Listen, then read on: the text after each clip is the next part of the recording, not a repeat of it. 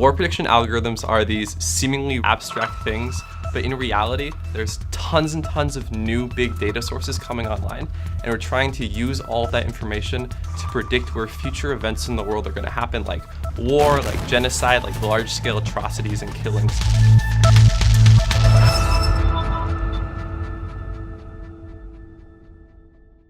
So there's this analogy that I always like to draw back on when I talk about war prediction algorithms to make them more accessible and understandable. So for millennia, we survived without really understanding the dynamics of gravity.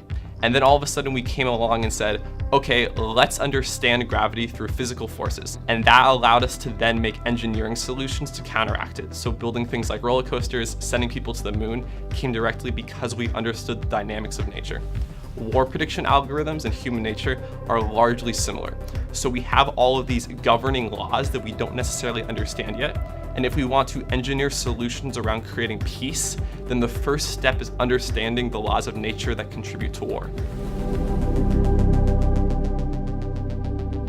One of the big data sources for predicting revolts and revolutions is Twitter data. If you have governments like Brazil that are having tons of revolts and they know where they're going to happen, they can do large things to quash those revolts. At the same time, if you're a country that's trying to produce revolts to provide democracy, then it goes both ways.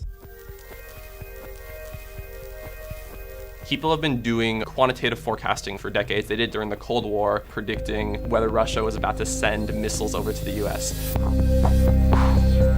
We're pretty good at understanding really simple trends that we have immediate data on. In Brazil and Venezuela, people could predict where and when, within a region of 3 to 7 days, future revolts are going to happen.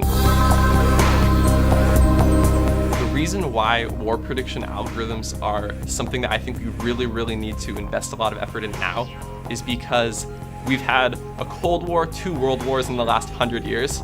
It's a little bit naive to think that with all of this new technology that's going to allow smaller and smaller entities to contribute large effects towards the global population, that we're going to survive unless we meaningfully push society down a peace-filled and prosperous path, rather than just allowing it to blindly guide itself into walls.